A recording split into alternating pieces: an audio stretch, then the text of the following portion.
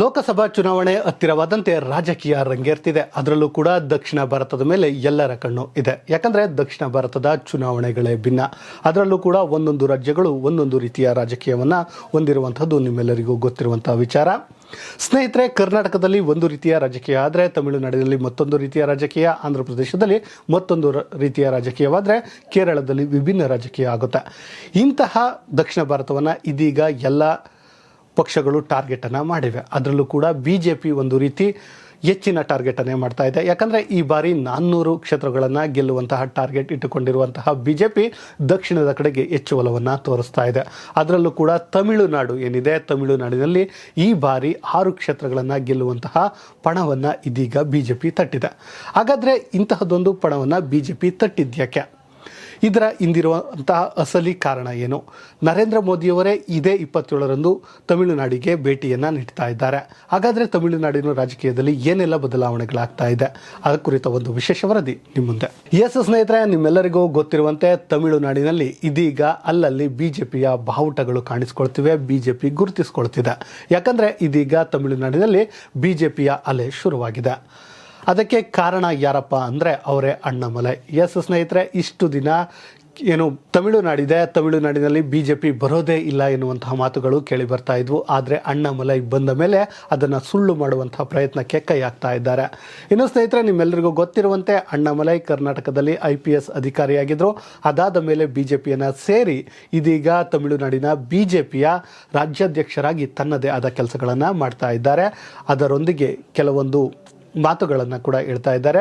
ನಾನು ರಾಜಕೀಯಕ್ಕೆ ಆಕಸ್ಮಿಕವಾಗಿ ಬಂದಿದ್ದೇನೆ, ನಾನು ಇಲ್ಲಿ CM ಆಗಲು ಬಂದಿಲ್ಲ, ಜನರ ಆಶೋತ್ತರಗಳನ್ನು ಈಡೇರಿಸಲು ಬಂದಿದ್ದೇನೆ, ನಾನು ಮೋದಿಯವರ ಅಭಿಮಾನಿ, BJPಯನ್ನು ಅಧಿಕಾರಕ್ಕೆ ತರಬೇಕು ಎನ್ನುವಂಥ ಕಾರಣಕ್ಕೆ ಬಂದಿದ್ದೇನೆ ಎನ್ನುವಂಥ ಮಾತುಗಳನ್ನು ಇದೀಗ ತಮಿಳುನಾಡಿನಲ್ಲಿ ಒಂದು ರೀತಿ ಅಲೆಯನ್ನೇ ಎಬ್ಬಿಸಿದ್ದಾರೆ.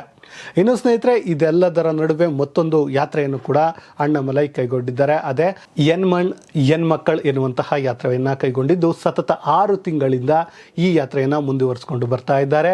ಇದೇ 27ರಂದು ಈ ಯಾತ್ರೆ ಕೊನೆಗೊಳ್ಳುವಂತಹ ಸಾಧ್ಯತೆ ಇದ್ದು, ಈ ಯಾತ್ರೆಯ ಕೊನೆಯ ದಿನ ನರೇಂದ್ರ ಮೋದಿಯವರೇ ಬರಲಿದ್ದು ಅದಕ್ಕಾಗಿ ಒಂದು ಸಮಾವೇಶವನ್ನು ಕೂಡ ಕೈಗೊಳ್ಳಲಾಗಿದೆ.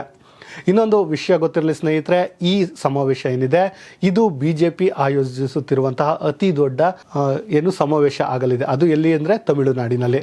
ಹೌದು ಸ್ನೇಹಿತರೆ, BJPಗೆ ಒಂದು ರೀತಿ ಬೇಸೇ ಇರಲಿಲ್ಲ ಇಲ್ಲಿ ತಮಿಳುನಾಡಿನಲ್ಲಿ. ಆದರೆ ಇದೀಗ BJP ಅದನ್ನು ಮಾಡುವಂತಹ ಕೆಲಸವನ್ನು ಇದೀಗ ಅಣ್ಣಾಮಲೈ ಮಾಡ್ತಾ ಇದ್ದಾರೆ. ಇನ್ನು ಸ್ನೇಹಿತರೆ, ನಿಮಗೆ ಗೊತ್ತಿರಲಿ, ಈ ಸಮಾವೇಶಕ್ಕಾಗಿ 150 ಎಕರೆಯನ್ನು ಮೀಸಲಿಡಲಾಗಿದೆ. 300ಕ್ಕೂ ಹೆಚ್ಚು ಎಕರೆ ಏನಿದೆ ಆ ಭೂಮಿಯನ್ನು ಪಾರ್ಕಿಂಗ್ ಪ್ಲೇಸ್ಗೆ ಇಡಲಾಗಿದೆ. ಅಂದರೆ ಯೋಚನೆ ಮಾಡಿ ಈ ಸಮಾವೇಶ ಎಷ್ಟು ದೊಡ್ಡದಾಗಿರಬಹುದು ಎನ್ನುವಂಥದ್ದು. ಇನ್ನು ಸ್ನೇಹಿತರೆ, ಇದರ ನಡುವೆ ಮತ್ತೊಂದು ವಿಚಾರ ಹೆಚ್ಚು ಚರ್ಚೆ ಆಗ್ತಾ ಇದೆ. ಅದೇನಪ್ಪ ಅಂದರೆ ನರೇಂದ್ರ ಮೋದಿಯವರು ತಮಿಳುನಾಡಿನಲ್ಲಿ ಸ್ಪರ್ಧೆ ಮಾಡ್ತಾರಾ ಎನ್ನುವಂಥದ್ದು ಒಂದು ರೀತಿ ಅಚ್ಚರಿಯ ವಿಷಯವೇ ಇರಬಹುದು ಸ್ನೇಹಿತರೆ. ಹೌದು ಅನಿಸ್ಬೋದು, ನಿಜಕ್ಕೂ ನರೇಂದ್ರ ಮೋದಿಯವರು ತಮಿಳುನಾಡಿನಲ್ಲಿ ಸ್ಪರ್ಧೆ ಮಾಡ್ತಾರಾ ಎನ್ನುವಂಥ ಪ್ರಶ್ನೆ. ಆದರೆ ಖಂಡಿತವಾಗಿಯೂ ಸ್ಪರ್ಧೆ ಮಾಡಬಹುದು ಎನ್ನುವಂಥ ಮಾತುಗಳು ಇದೀಗ ಕೇಳಿ ಬರ್ತಿದೆ. ಅದಕ್ಕೆ ಕಾರಣ ಏನಪ್ಪ ಅಂದರೆ BJP ಪ್ರಬಲತೆಯನ್ನು ಕಂಡುಕೊಳ್ಳಲು ಇದು ಸಾಧ್ಯವಾಗುತ್ತೆ ಎನ್ನುವಂಥ ಮಾತುಗಳು ಕೂಡ ಇದೀಗ ಕೇಳಿ ಬರ್ತಿವೆ. ಇನ್ನು ಸ್ನೇಹಿತರೆ, ಈ ಹಿಂದೆ ಉತ್ತರ ಪ್ರದೇಶದಲ್ಲಿ ಕೇವಲ BJP ಗೆಲ್ತಾ ಇದ್ದಿದ್ದು 10ರಿಂದ 12 ಕ್ಷೇತ್ರಗಳನ್ನು ಮಾತ್ರ. ಆದರೆ ನರೇಂದ್ರ ಮೋದಿಯವರು ವಾರಾಣಸಿಯಿಂದ ಗೆದ್ದ ಮೇಲೆ, ಅಂದರೆ ವಾರಾಣಸಿಗೆ ಚುನಾವಣೆಯಲ್ಲಿ ಸ್ಪರ್ಧಿಸಿದ ಮೇಲೆ ಅಲ್ಲಿ 71 ಕ್ಷೇತ್ರಗಳನ್ನು ಗೆಲ್ಲುವಂಥ ಕೆಲಸವನ್ನು ಮಾಡಿತ್ತು. ಅದರ ಮಿತ್ರ ಪಕ್ಷ 2 ಕ್ಷೇತ್ರಗಳನ್ನು ಗೆದ್ದು ಬರೋಬ್ಬರಿ ಒಂದು ರಾಜ್ಯದಿಂದ 73 ಲೋಕಸಭಾ ಕ್ಷೇತ್ರಗಳನ್ನು ಗೆದ್ದಿದ್ದು ನಿಮಗೆ ಗೊತ್ತಿರುವಂತಹ ವಿಚಾರ. ಅದೇ ಸ್ಟ್ರಾಟಜಿಯನ್ನು ಇದೀಗ ತಮಿಳುನಾಡಿನಲ್ಲಿ ಮಾಡಬಹುದಾ ಎನ್ನುವಂತಹ ಪ್ಲಾನ್ಗೆ ಇದೀಗ BJP ಮುಂದಾಗಿದೆ ಎನ್ನುವಂಥ ಮಾತುಗಳು ಇದೀಗ ಕೇಳಿ ಬರ್ತಿದೆ. ಆದರೆ ಅದು ಎಷ್ಟರ ಮಟ್ಟಿಗೆ ಸತ್ಯವೋ ಸುಳ್ಳೋ ಗೊತ್ತಿಲ್ಲ. ಇನ್ನು ನರೇಂದ್ರ ಮೋದಿಯವರಂತೂ ಇದೇ 27ರಂದು ಈ ಸಮಾವೇಶಕ್ಕೆ ಬರಲಿದ್ದಾರೆ.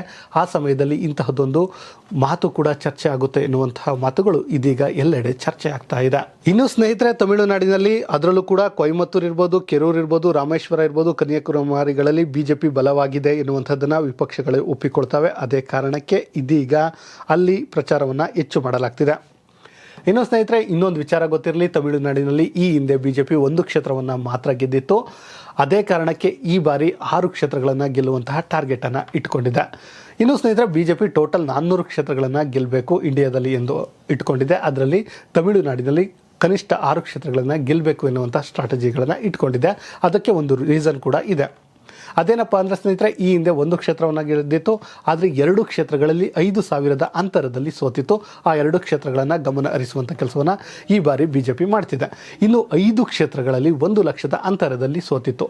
ಆ ಕ್ಷೇತ್ರಗಳನ್ನು ಕೂಡ ಈಗ ಟಾರ್ಗೆಟ್ ಮಾಡಿ ಆ ಕ್ಷೇತ್ರಗಳನ್ನು ಗೆಲ್ಲುವಂತಹ ಭರವಸೆಯನ್ನು BJP ಇಟ್ಟುಕೊಂಡಿದೆ. ಅದಕ್ಕೆ ಕಾರಣ ಅಣ್ಣಾಮಲೈ ಅಂದರೂ ಕೂಡ ತಪ್ಪಾಗಲ್ಲ. ಸ್ನೇಹಿತರೆ, ಅಣ್ಣಾಮಲೈ ಇತ್ತೀಚೆಗೆ ಸುಮಾರು 16 ಶಾಸಕರು ಅಂದರೆ ಮಾಜಿ ಶಾಸಕರು ಏನಿದ್ದಾರೆ ಅವರನ್ನು ಕರೆಸಿಕೊಳ್ಳುವಂಥ ಕೆಲಸವನ್ನು ಮಾಡಿದರು. ಒಬ್ಬ MP ಕೂಡ ತಮ್ಮ ಪಕ್ಷಕ್ಕೆ ಸೇರಿಸಿಕೊಳ್ಳುವ ಮೂಲಕ ಒಂದು ರೀತಿ BJPಯನ್ನು ಮತ್ತಷ್ಟು ಪ್ರಬಲವಾಗಿ ಮಾಡಿದ್ದಾರೆ. ಒಟ್ಟಿನಲ್ಲಿ ಸ್ನೇಹಿತರೆ, ಇದೀಗ 2024ರ ಚುನಾವಣೆಯಲ್ಲಿ BJP ತಮಿಳುನಾಡಿನಲ್ಲಿ ಒಂದು ರೀತಿ ಅಲೆಯನ್ನೇ ಬೀಸುವಂತಹ ಸಾಧ್ಯತೆ ಇದೆ. ಇಂತಹದ್ದೇ ಸುದ್ದಿಗಾಗಿ ಸದಾ ನೋಡ್ತಾ ಇರಿ ಲೈನ್ TV ಕನ್ನಡ.